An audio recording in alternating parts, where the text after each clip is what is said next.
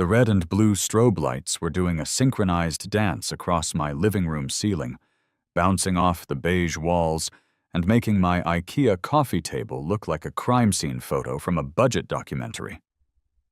It was 11:42 p.m. on a Tuesday. I know the exact time because I was in the middle of a very important, very loud snore when the pounding started. It wasn't a polite, "Hey neighbor, you left your lights on" tap. It was the "open up or we kick it down" thud of a fist that had been trained at an academy. I stumbled out of bed, wearing nothing but boxer briefs and a t-shirt that said FBI, Female Body Inspector, a gag gift from my brother that I suddenly regretted wearing as I realized actual law enforcement was on my porch. I grabbed a pair of sweatpants from the floor, hopped on one leg trying to put them on while navigating the hallway, and nearly tripped over my golden retriever Buster, who was wagging his tail like we were about to have a party. "Coming!" I yelled, my voice cracking with sleep. I unlocked the deadbolt and swung the door open. Standing there was a police officer who looked like he had been awake since the Carter administration. His name tag read Davis. He had the posture of a man who spent his days dealing with real problems, and his nights dealing with people like my neighbor. Beside him, looking smug in a floral bathrobe that assaulted the eyes almost as much as the flashing lights, was Mrs. Higgins. Mrs. Higgins was 70 years old, 4 feet 11 inches of concentrated suburban malice, and she was currently pointing a finger at me that trembled with rage. "That's him, officer!" she shrieked. Her voice sounded like a cat being put through a paper shredder. "That's the man who is trying to blind me. He's assaulting me with high-grade military lasers." Officer Davis sighed. It was a long, heavy sigh that involved his entire upper body. He looked at me, taking in my disheveled hair, my uneven sweatpants, and my general look of confusion. "Sir," Davis said, his voice flat, "we received a noise complaint and a report of visual assault." "Visual assault?" I rubbed my eyes. "Is that because of the sweatpants? Because I can change." Davis didn't smile. Mrs. Higgins, however, puffed up like a toxic pufferfish. "Don't get smart with the law, you delinquent," she spat. "It's that infernal machine on his garage. It's piercing my soul. It's staring into my bedroom like the eye of Sauron." I blinked, processing this. "The security light?" "The death ray," she corrected. "Officer," I said, turning to Davis and trying to adopt a tone of rational sanity. "My car was broken into last week. They smashed the passenger window and stole a gym bag full of dirty laundry and a tire gauge. So I went to Home Depot. I bought a standard $29 motion-activated LED light. It's mounted above my garage door. It's pointed at my driveway." "It is pointed at my soul!" Higgins screamed. She stepped off the porch and pointed dramatically toward my garage. "Look, just look at the violence of it." Officer Davis rubbed his temples. "Sir, can you turn it on?" "I don't have to," I said. "It's motion activated. If we walk over there, it turns on." "Let's walk," Davis said. We formed the saddest parade in American history. Officer Davis in the lead, hand resting on his belt, me shuffling behind in my slippers, and Mrs. Higgins bringing up the rear, muttering about lawsuits and the Geneva Convention. We walked down my driveway. As we passed the bumper of my Honda Civic, the sensor triggered. Click. Bzzz-t. The light flicked on. It was a bright white LED, sure. It was crisp. It illuminated the concrete, the grass immediately next to the driveway, and maybe the bumper of my car. It was a security light. It did exactly what the box said it would do. "Aha!" Higgins screamed, shielding her eyes as if she were a vampire exposed to high noon. "My retinas! It burns! Officer, arrest him! This is battery!" Officer Davis stood there, bathed in the cool, white glow. He looked at the light. He looked at my driveway. Then he turned and looked at Mrs. Higgins' house. Her house was across the street, and one lot over. She was on a slight incline, maybe 10 feet of elevation higher than me. Her bedroom window, the one she claimed was being assaulted, was about 60 yards away. Davis squinted at her house. "Ma'am," he said slowly, "I can barely see the light reflecting off your siding. I seriously doubt this is reaching your bedroom window with any intensity." "It's psychological warfare," she insisted. "When I wake up to use the restroom at 2:00 a.m., I see a flash. It triggers my vertigo. It disturbs my cat. It's aggressive." I looked at Davis. "Officer, it's pointed at the ground. Look at the angle." Davis nodded. "The angle looks standard, ma'am. He has a right to secure his property, especially after a break-in." "So I have no rights?" she shrieked. "I am a widow. I am a taxpayer. I have lived in this neighborhood since before this hooligan was born, and I never had lasers shooting into my boudoir." "It's an LED, Mrs. Higgins," I said.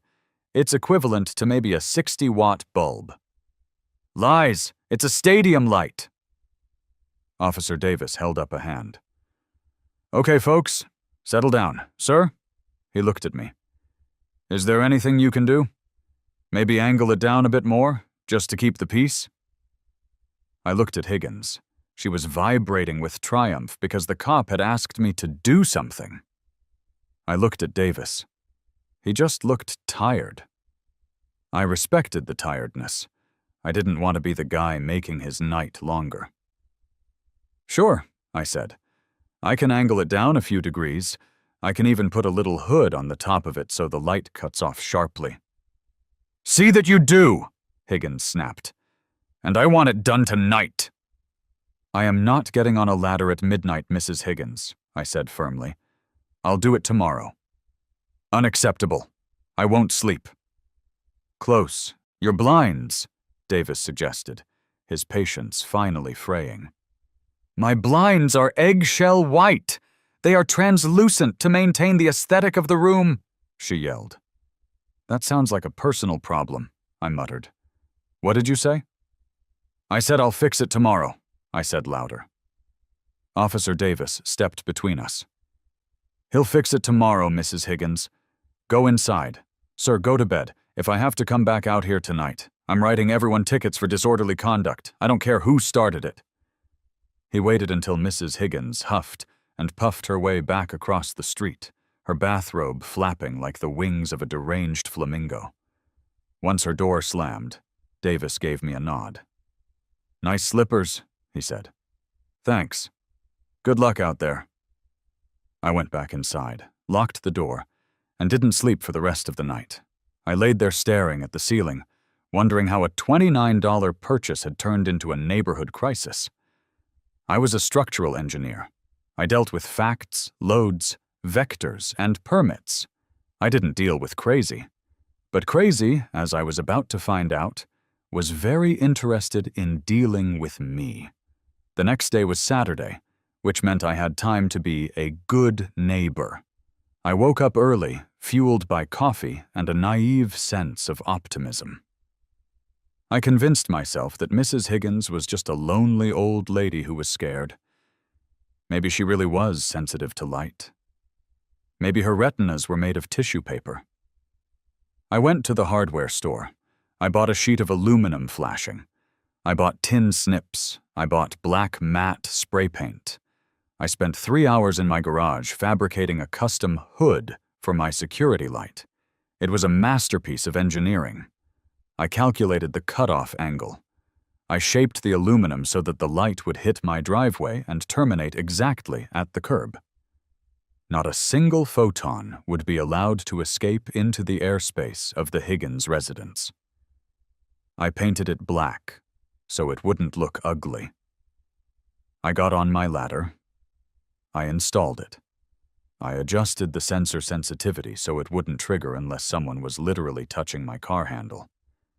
Then, because I am, or was, a pathetically nice guy, I went inside and baked cookies. Chocolate chip, from scratch. I put them on a paper plate, covered them with foil, and walked across the street. I rang her doorbell. I waited.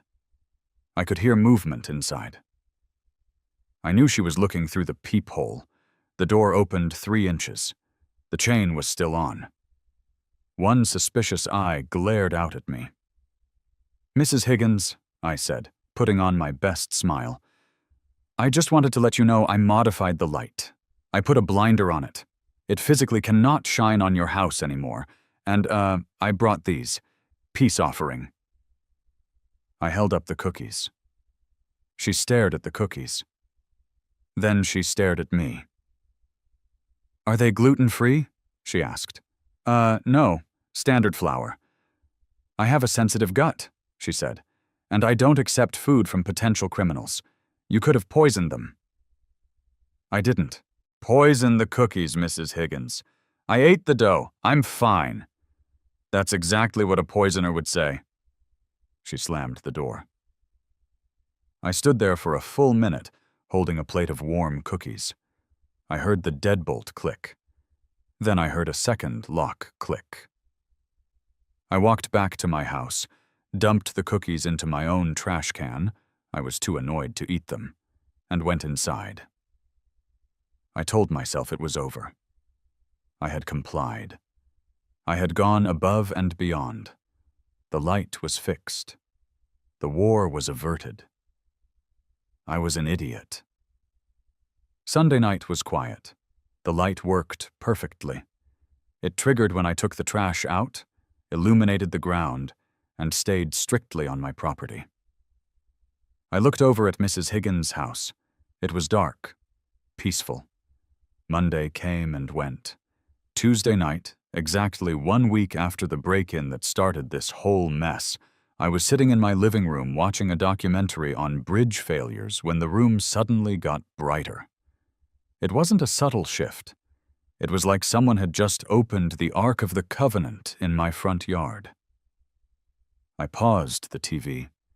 The light was pouring in through the front bay window, cutting through the sheer curtains, and casting long, harsh shadows against the back wall.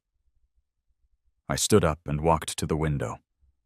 I pulled back the curtain and immediately regretted it. I had to squint, shielding my eyes with my hand. Across the street, on the elevated fortress of Mrs. Higgins' lawn, 3 distinct suns had appeared. She had installed floodlights. But not just any floodlights. These weren't the solar-powered garden lights you stick in the dirt. These were industrial-grade, stadium-style halogen monstrosities mounted on 10-foot poles. And they weren't pointed at her driveway. They weren't pointed at her porch. All 3 of them were angled downward, directly across the street, focused with laser-like precision on my house. Specifically, my bedroom and living room windows. I stared, mouth agape. It looked like an alien abduction was in progress. The glare was so intense I could see dust motes dancing in the air inside my own living room. I grabbed my phone and opened the Lux Light Meter app, a tool I used for work sometimes. I held it up to the window glass. 2,500 lux. For reference, a typical living room is about 50 lux.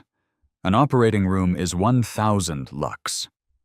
She was hitting me with double the brightness of open-heart surgery.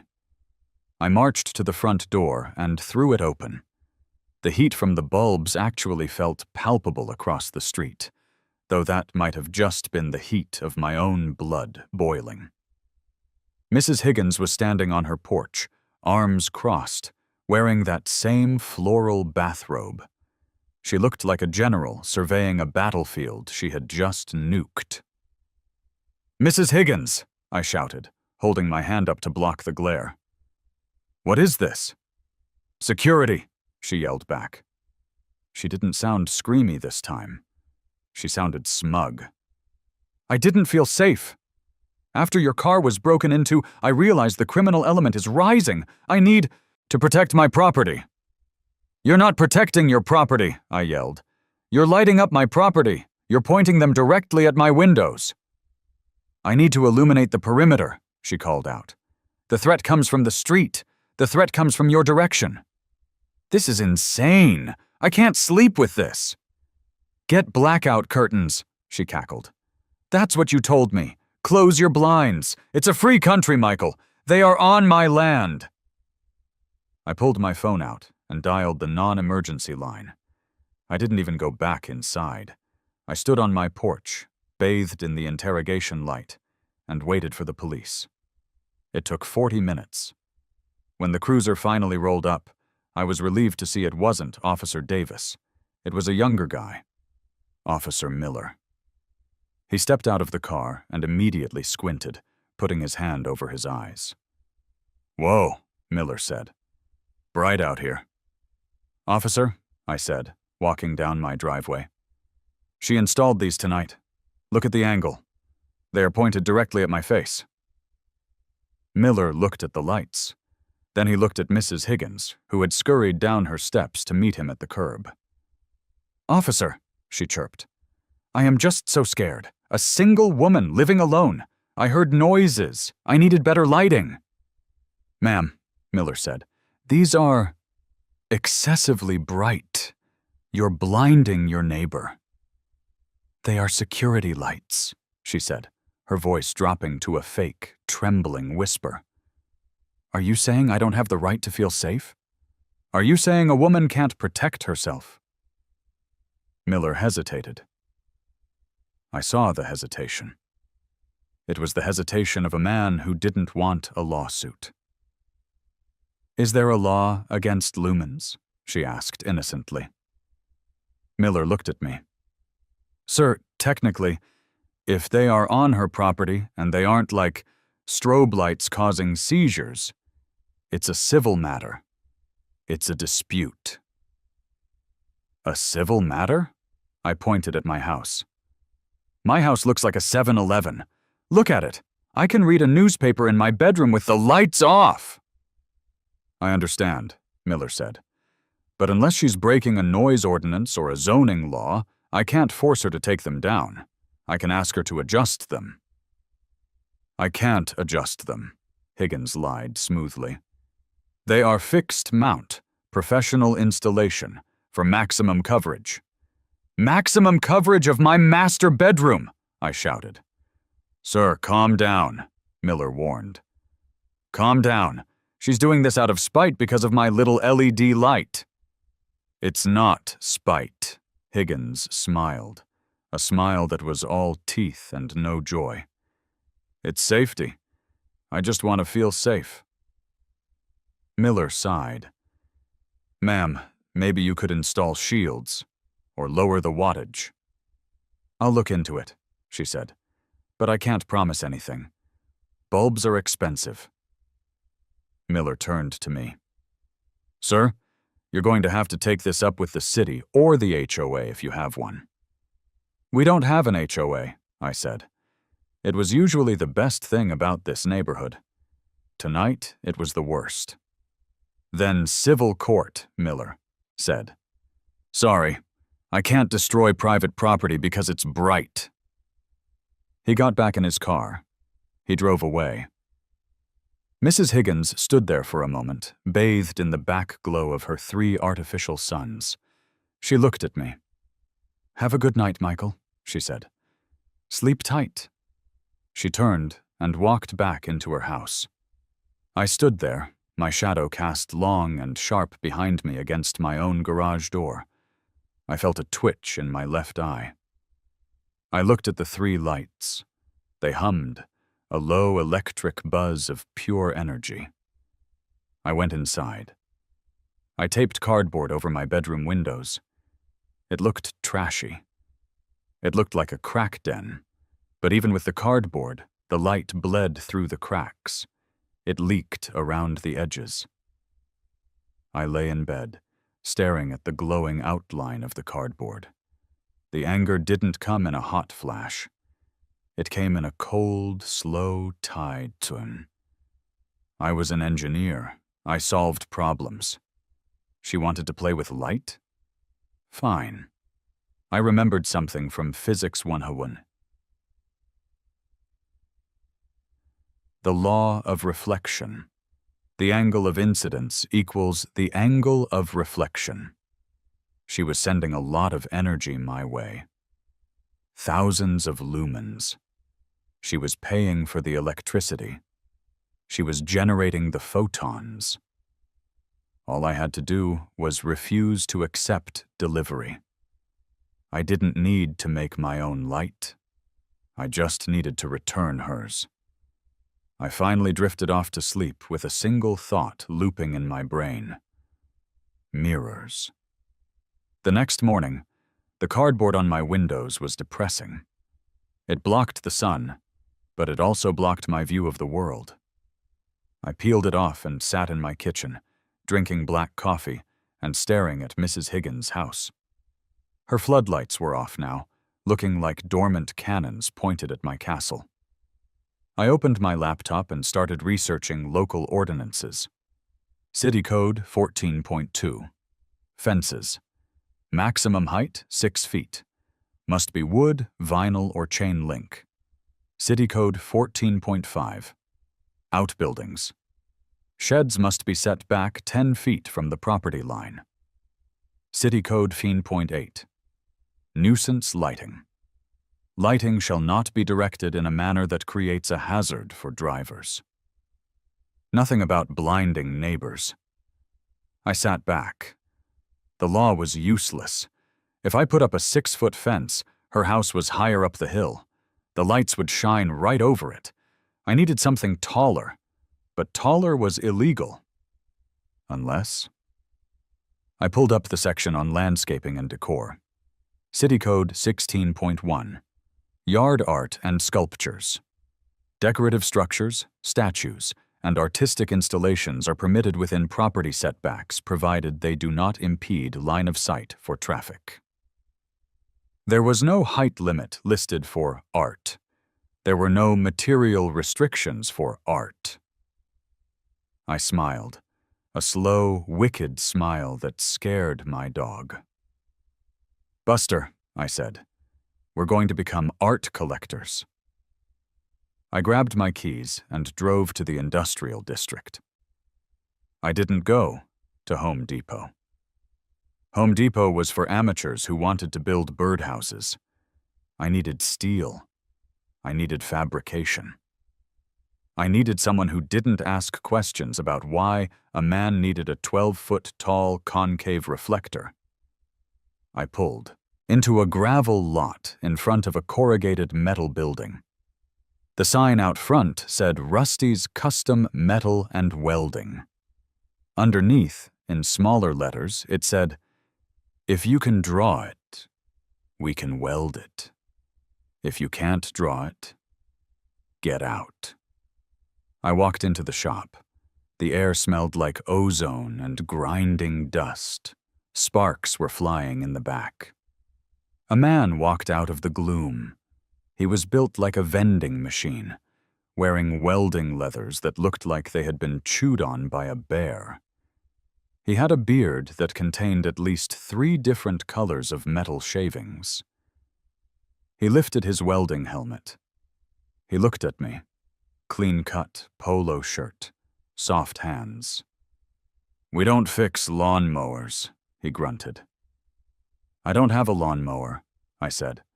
"I have a neighbor." The man paused. He wiped his hands on a rag. A glimmer of interest appeared in his eyes. "What kind of neighbor?" "The kind that installs 3 stadium floodlights pointed at my bedroom because I have a motion sensor LED, I said. The man let out a low whistle. "That's a special kind of crazy." "I need to build something," I said. "I can't build a fence. It's illegal. I can't build a wall. But I can build a sculpture." "A sculpture," he repeated, skeptical. "Yes, a modern art piece, very avant-garde. It needs to be about 12 feet tall. It needs to be about 8 feet wide. And it needs to be made of polished, marine-grade stainless steel. Mirror finish." The man stared at me. He did the math in his head. He looked at the ceiling, then back at me. "And let me guess," he rumbled. "This sculpture needs to be slightly curved? Maybe parabolic?" "To represent the curvature of the universe," I said, "and the duality of man." "Right," he smirked. "And the focal point of this universe?" "About 60 yards away," I said, "at an elevation of 10 feet. The welder threw his rag onto a workbench. He extended a hand the size of a catcher's mitt. "I'm Rusty," he said. "Come into the office. I've got the good coffee." We sat down at a desk covered in blueprints and grease. I sketched out the design. It was simple, really. A steel frame, anchored deep in concrete, to prevent wind damage, and also to prevent Higgins from pushing it over. Attached to the frame would be 4 sheets of 316 grade stainless steel, polished to a No. 8 mirror finish. "That's pricey," Rusty warned, tapping the paper with a thick finger. "Our 8 finish is like glass. You touch it, you leave a print, but it reflects 99% of the light." "Price is not the primary concern," I said. "Sleep is the concern. And justice."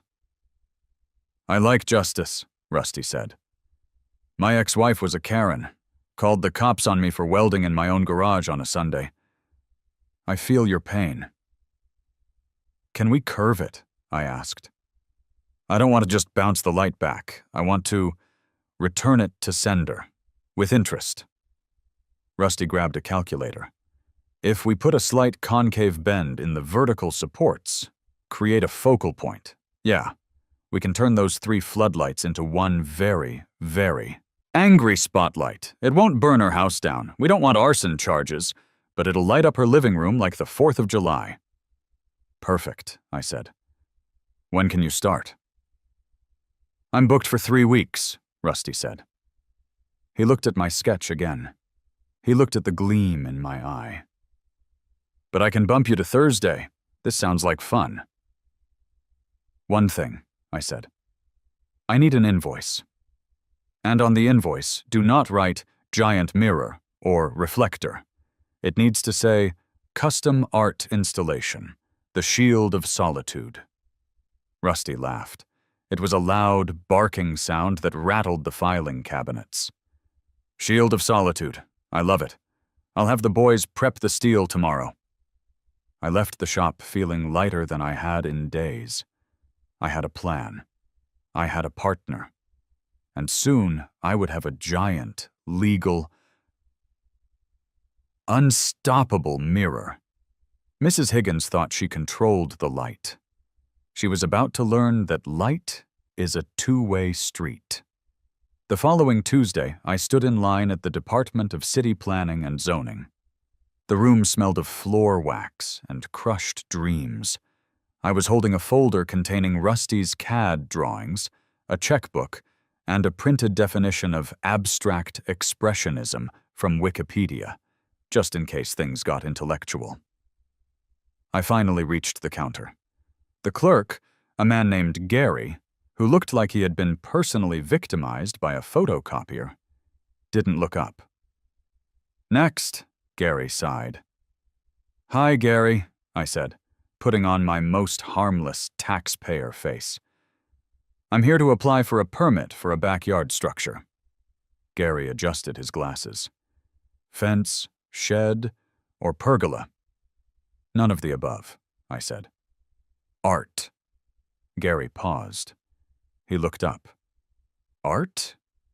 "Yes, a sculpture, a standalone metal installation." Gary narrowed his eyes. "Is it a sign? Are you advertising something?" "No.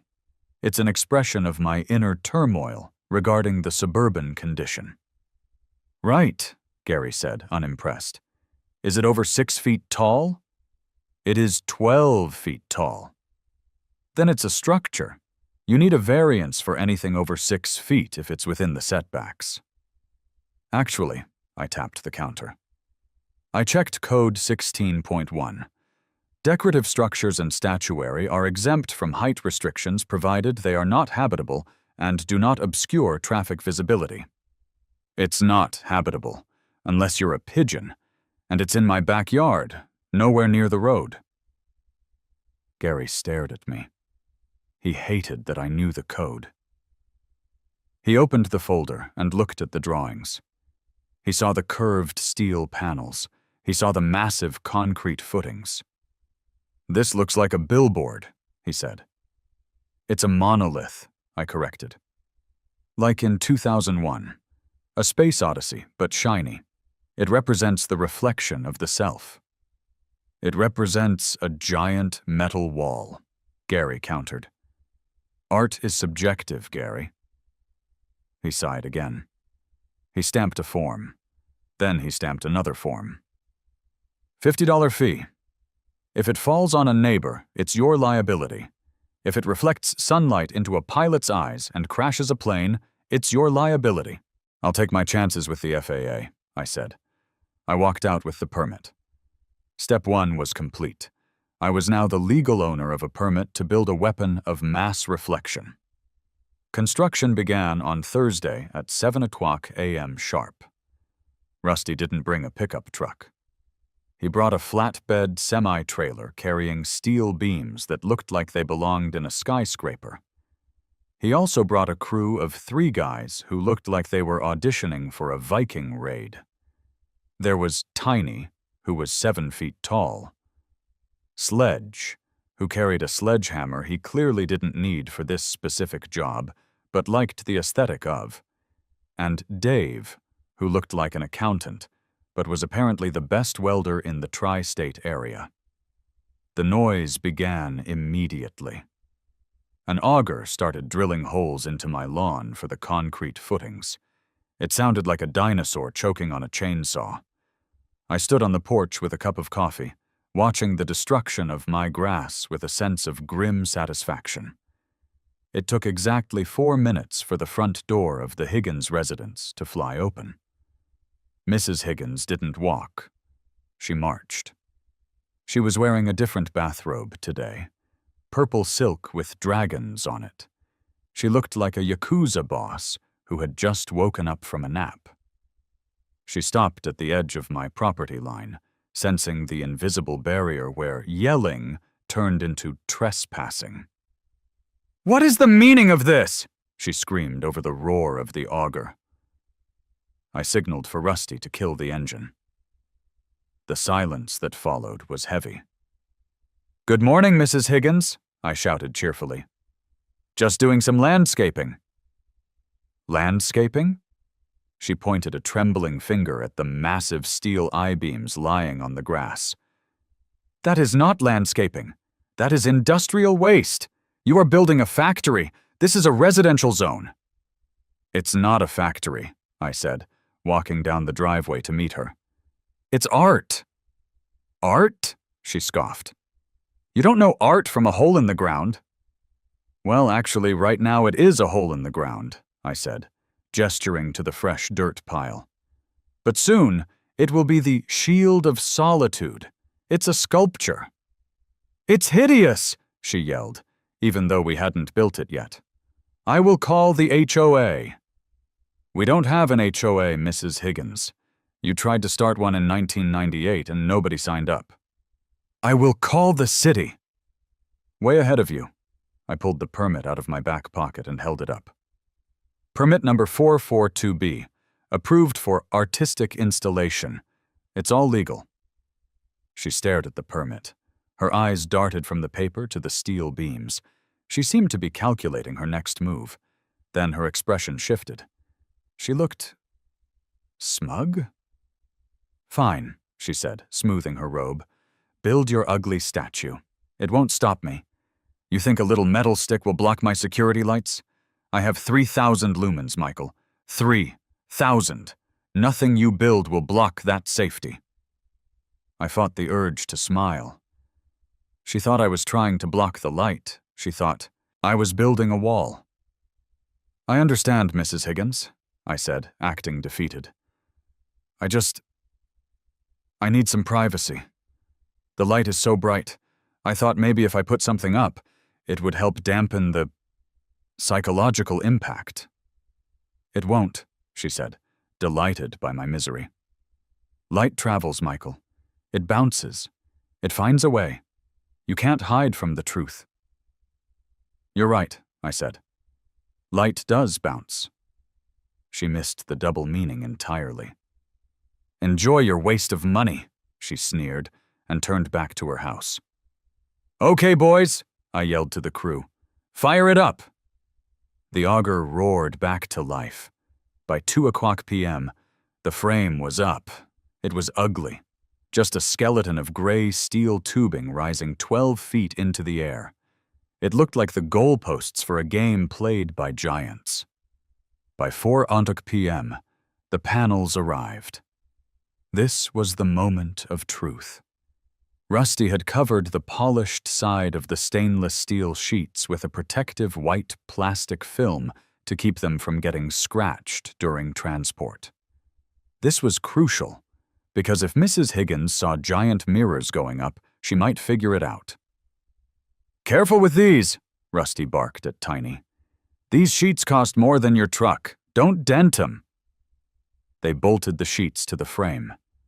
The structure was concave, a gentle, parabolic curve that swept inward. To the untrained eye, it just looked like a weird, white, curved billboard facing Mrs. Higgins' house. It looks like a drive-in movie screen for squirrels, Dave the accountant/welder noted. It's beautiful, I said. Rusty wiped sweat from his forehead. All right, Mike. The panels are set. The curve is adjustable. See these bolts on the back? He walked me behind the structure. There were heavy-duty tension bolts connecting the steel sheets to the frame. Tighten the top ones. The curve dips down, Rusty explained. Tighten the sides. It wraps in. It's basically a giant contact lens. You can focus this thing wherever you want. But we can't focus it yet, I whispered. Not while the sun is up. If we take that protective film off now, and the sun hits it, we might melt the tires off her Honda. Right, Rusty nodded. We wait for dark. We calibrate tonight. Leave the film on, I said. We tell her it's the finish. White minimalist chic. The crew packed up. Rusty handed me a socket wrench. You're the operator now, Captain, he said. Call me if you need to weld anything else, or if you get arrested. Thanks, Rusty. Hey, he paused, looking at the white monolith. When you peel that film off, send me a video. You got it. The sun went down. The waiting game began. I sat on my back patio, which was now protected by the shadow of the massive structure. It was strange. For the first time in days, I felt hidden. But the real show hadn't started yet. At 8:15 p.m., click buzz. The enemy engaged her weapons. Mrs. Higgins' 3 floodlights roared to life. Beams of intense white light shot across the street. Hungry for my living room, but tonight they didn't hit my window. They hit the back of the shield of solitude. Or rather, they hit the white plastic film covering the steel. The structure glowed dully. It blocked the light perfectly. My living room was dark. I could have stopped there. I could have left the film on, enjoyed the shade, and lived a peaceful life. A rational man would have done that. But Mrs. Higgins wasn't done. I heard her back door open. I crept to the side of the sculpture to peek around. She was in her yard with a flashlight, inspecting the new addition to the neighborhood. She yelled across the street. It looks like a giant piece of toilet paper.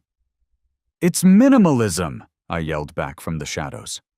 It blocks my view of the street, she complained. Now I can't see if you have drug dealers coming over. I don't have drug dealers, Mrs. Higgins.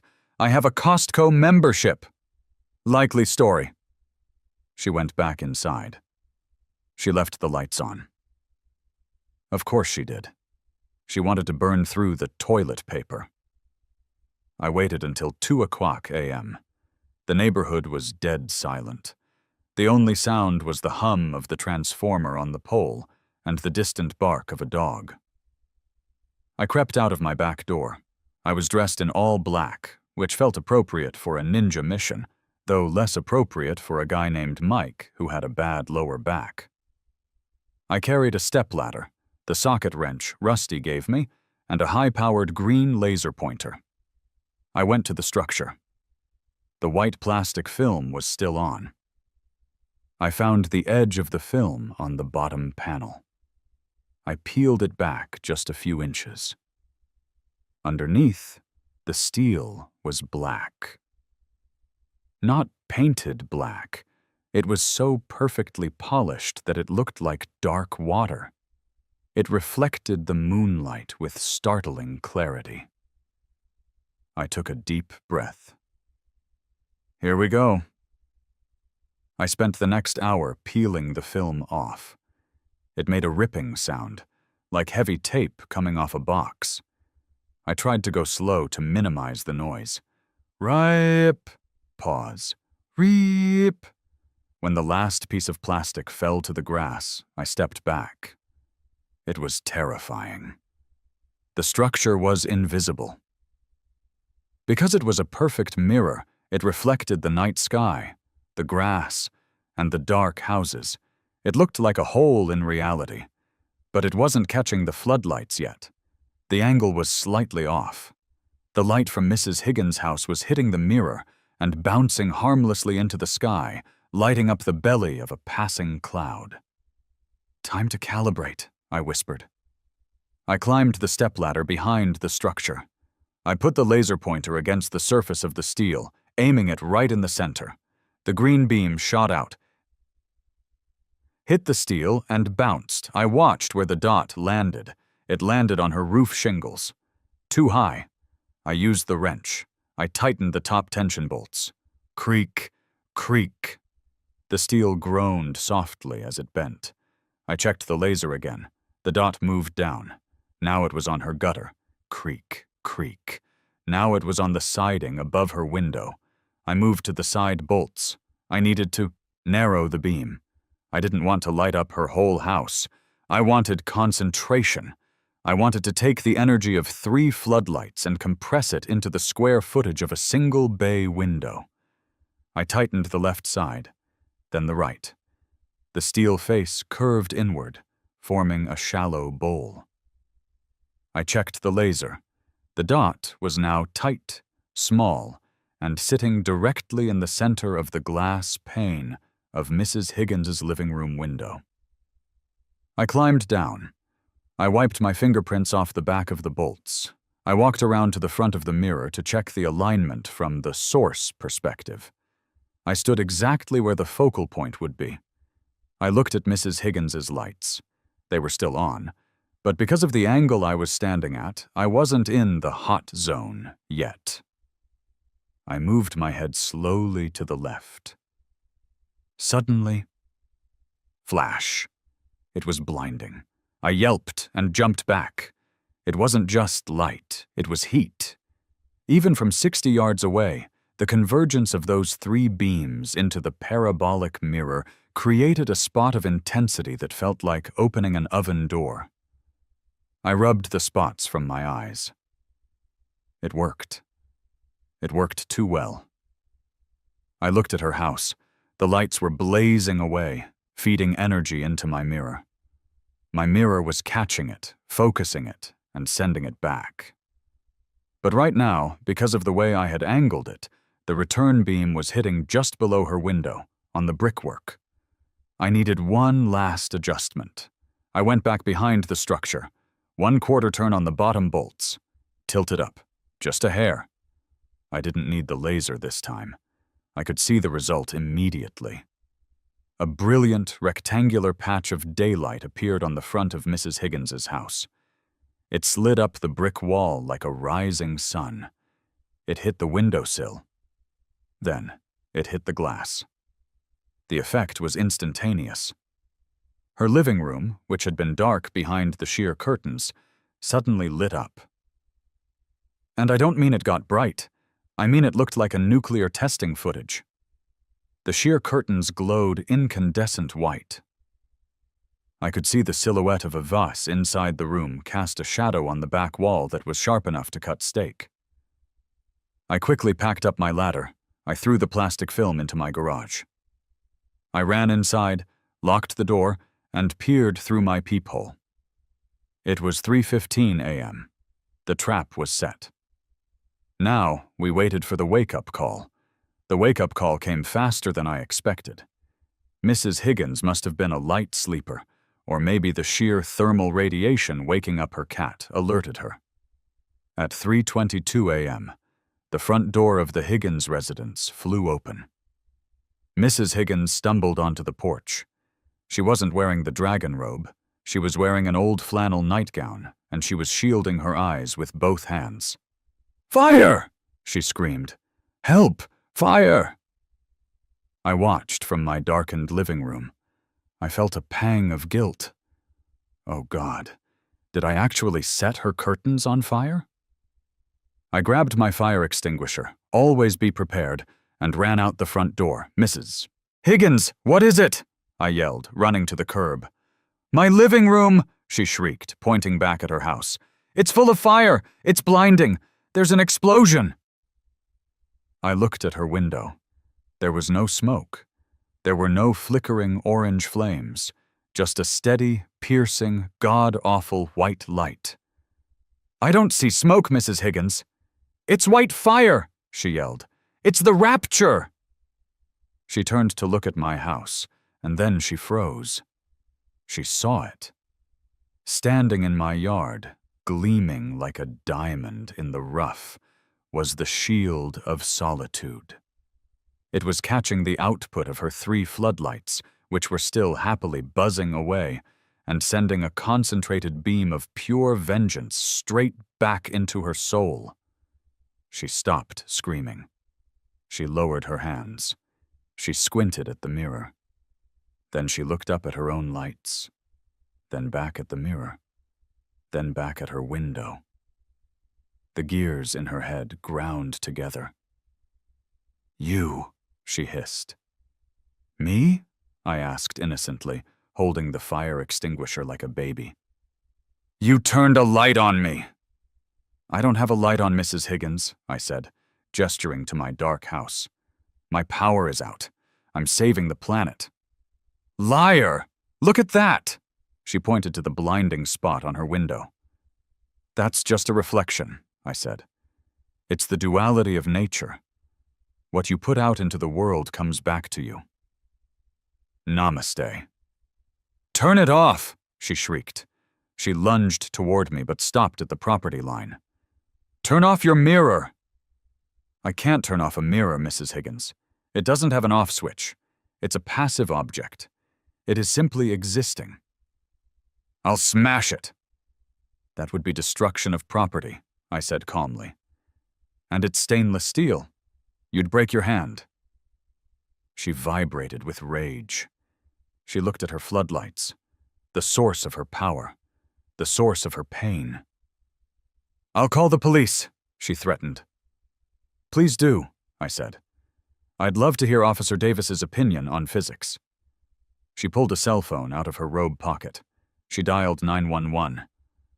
"Yes, police! My neighbor is attacking me with a death ray. He has a solar weapon. I am burning alive."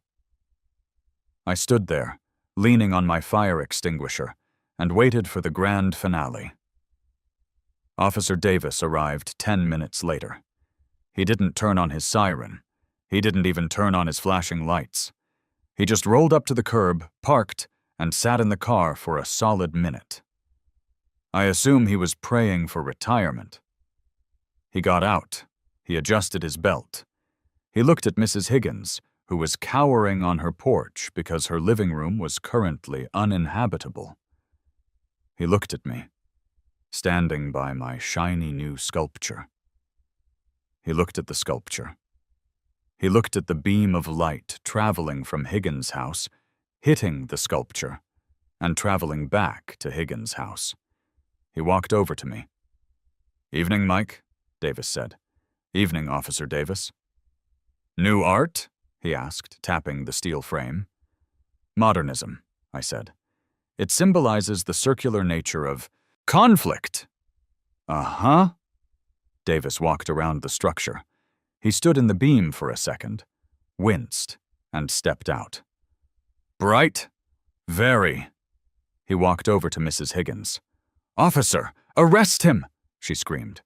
Look at what he's doing! Mrs. Higgins, Davis said, his voice incredibly calm.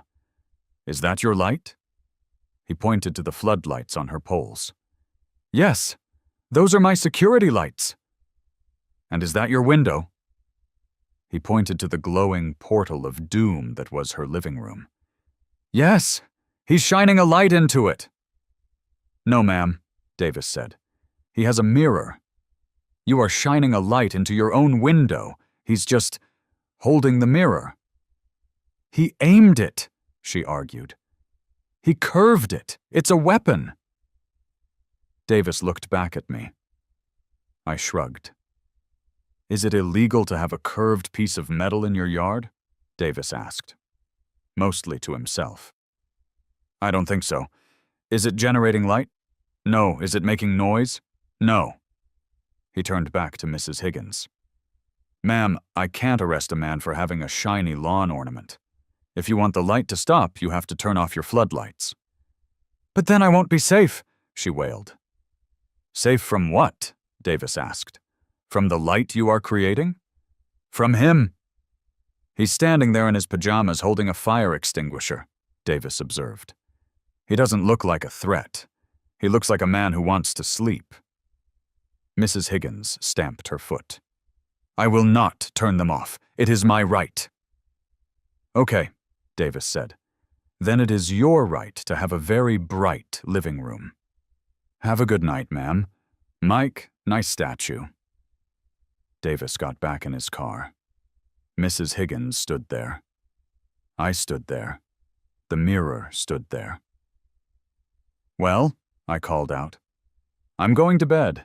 Don't forget to wear sunscreen if you're going to watch TV in the living room. I walked inside. I went to my bedroom. It was pitch black. The mirror was doing its job, blocking the light from my windows and sending it all back to her. I lay down. It was quiet. It was dark. But the night wasn't over. The victory lap was just beginning. I woke up the next morning to a sensation I hadn't felt in weeks. Total, unadulterated refreshment. My bedroom had been dark, quiet. My dreams had been devoid of strobing lights or screaming neighbors. I stretched, cracked my back, and walked to the kitchen window. Mrs. Higgins's floodlights were off, which was expected during the day. However, the damage, or rather the impact, of the previous night was visible. Her front bay window, the one that had been the focal point of the shield of solitude, looked different.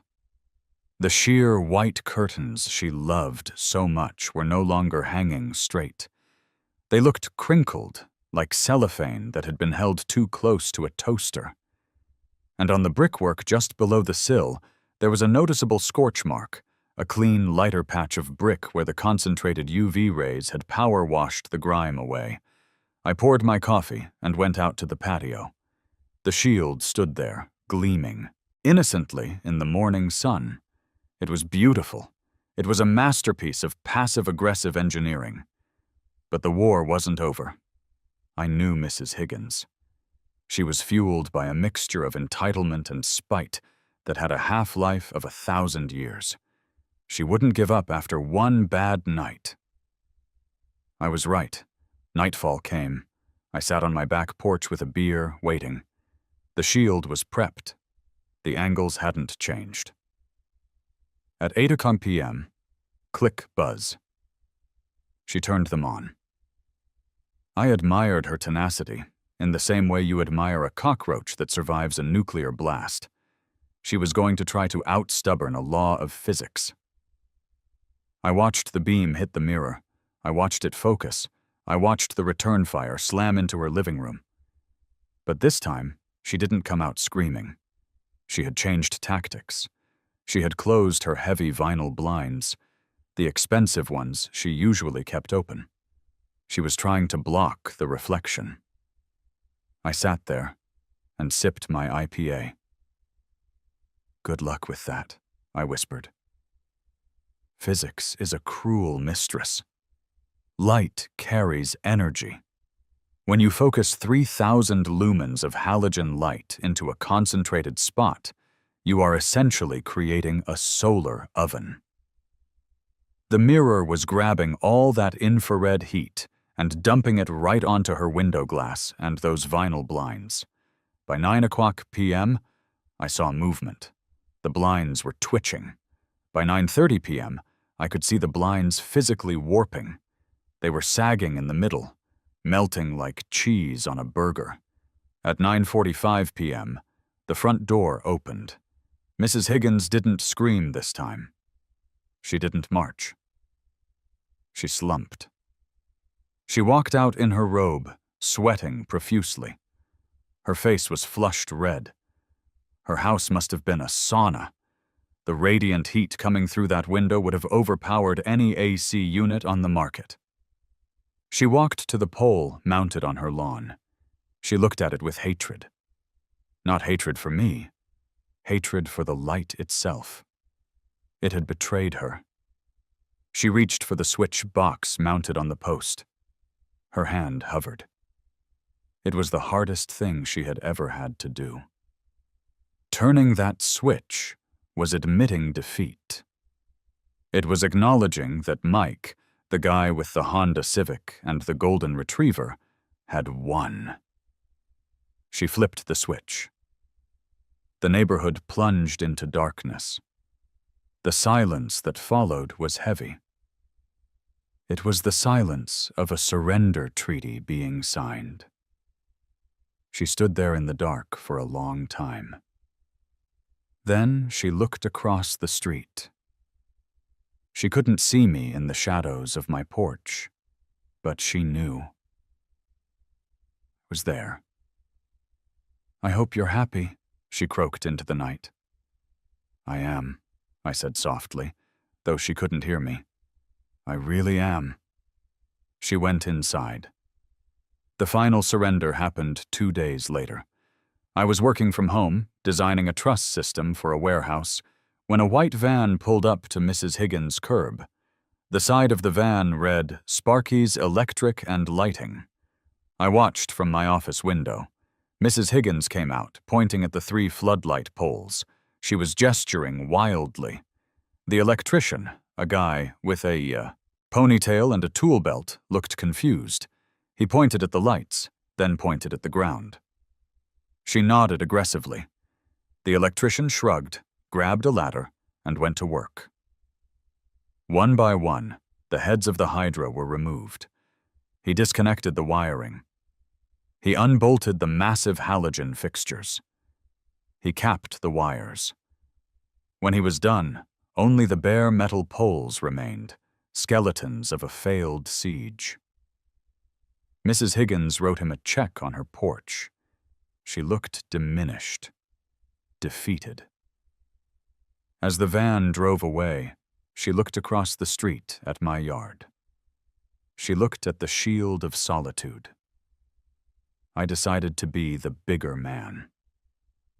I walked out to my mailbox. "Afternoon, Mrs. Higgins," I called out. She stiffened. She turned slowly. "They were defective," she lied. Her voice was brittle. "The electrician said they were drawing too much power. Fire hazard. I had them removed for safety."